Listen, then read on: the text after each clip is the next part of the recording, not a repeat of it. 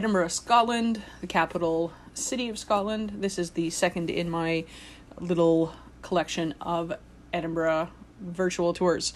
Because of the pandemic, obviously, we can't travel, so this is a great way to see, let's say, call it a walking tour without actually walking through it, and hopefully give you some inspiration for your next trip.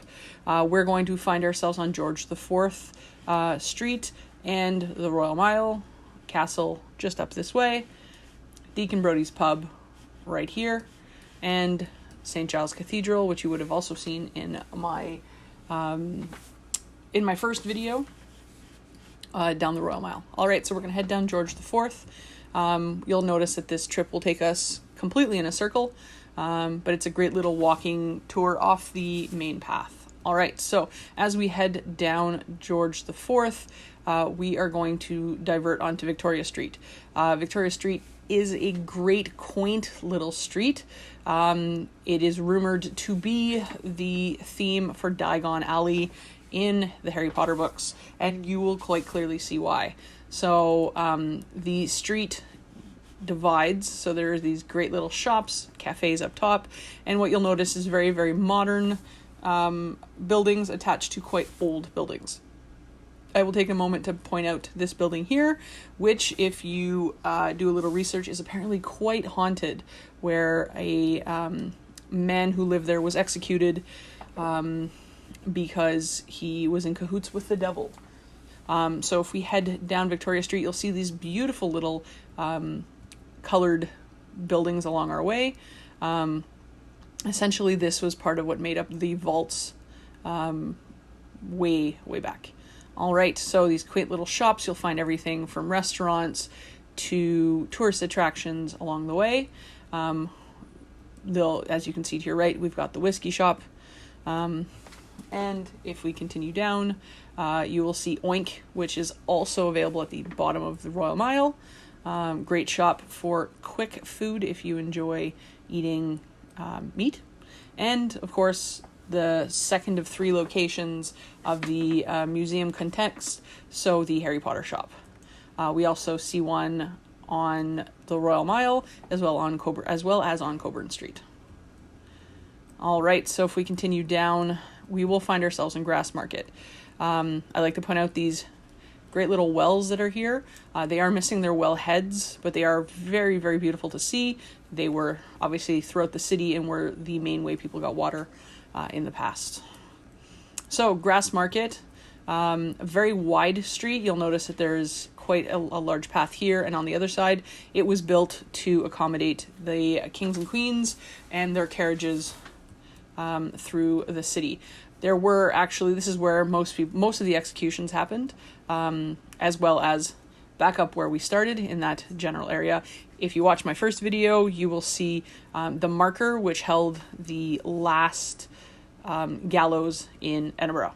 All right, so to your right, you'll see quite a bit of bistros, of bars, of pubs.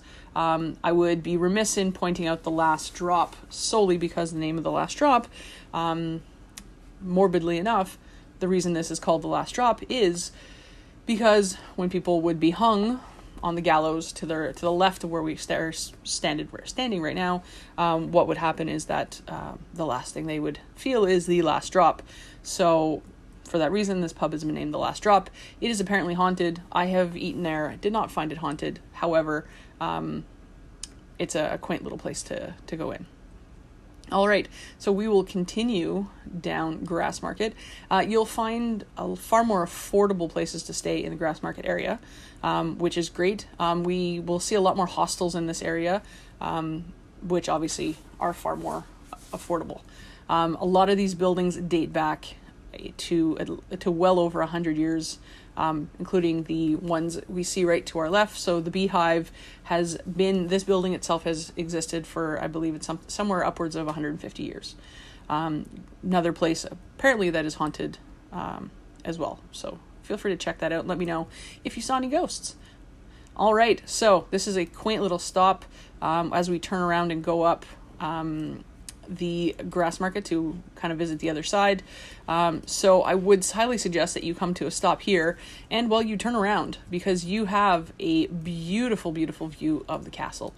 From here, it is a very, very quaint spot, very nice for pictures. So I would suggest, as you walk Grassmarket, that you that you take a moment to check that out.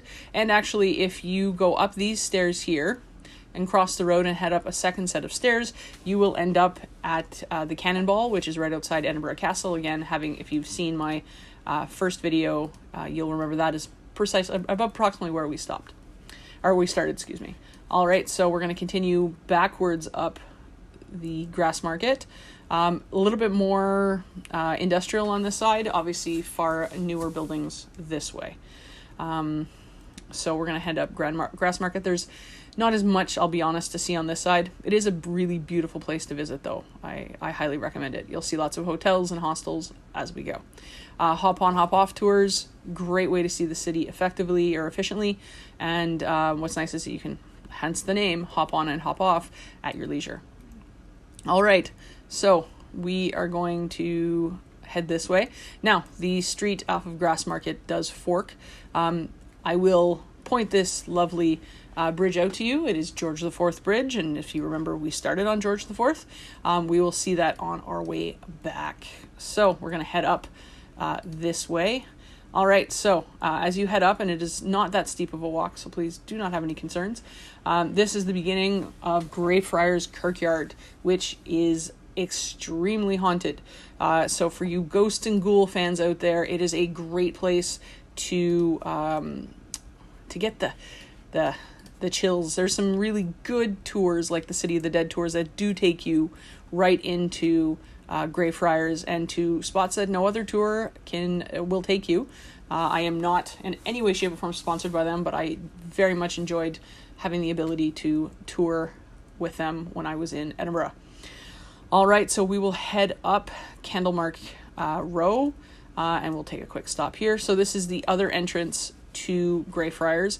The main entrance, you'll also see the church is situated right here. I would highly recommend to go in. It is quite beautiful. There is a few things that you might want to see if you are someone who prefers the macabre. So you will, if you go in and to the left, and I am not quite sure if we're going to be able to go through. I don't believe we can.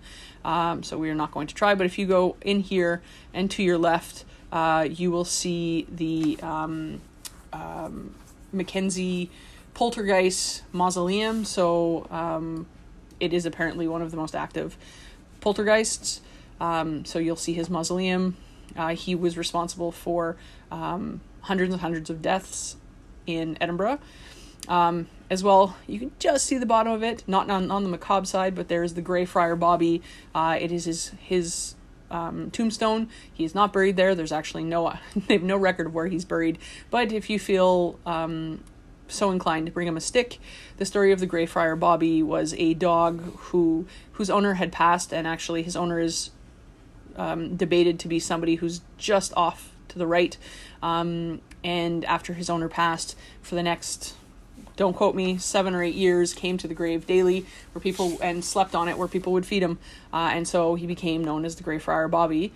And his tombstone is there. And if you want to have an inkling of what the Greyfriar Bobby looked at, if you come back out this way, and we'll try and zoom that in, this is the Greyfriar Bobby. His nose has been rubbed off because people think it's good luck. I highly suggest you don't, because eventually they will stop trying to replace it and we will lose the Greyfriar Bobby. And of course, the Greyfriar Bobby pub is named after the quaint little dog. For Harry Potter fans, again, if we go back into the graveyard, you will also be able to find the gravestones of McGonagall, Thomas Riddle, and I believe Sirius Black, if memory serves. But you're able to go view those. If you're a Harry Potter fan, it's kind of nice. All right, so we're going to back up real quick, and we are going to head back up this lovely street. So we are back on George IV, where we started. We started way at the top up there.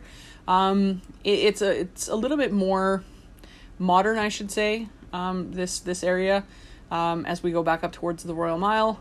And for you lovely Harry Potter fans, I will take a moment to remind you about stopping in here at the Elephant House.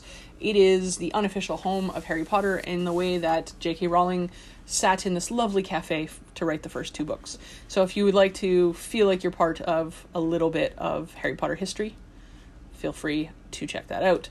All right, so I mentioned we would come back to this. This is George IV Bridge. We went up this street, or we went up this way. So I wanted to point out this lovely area. Actually, please correct me if I'm going to correct myself. This is George IV Bridge here, so we would have seen ourselves down at Grassmarket. All right, and then to go full circle, we'll head back up Victoria Street, which we went down earlier,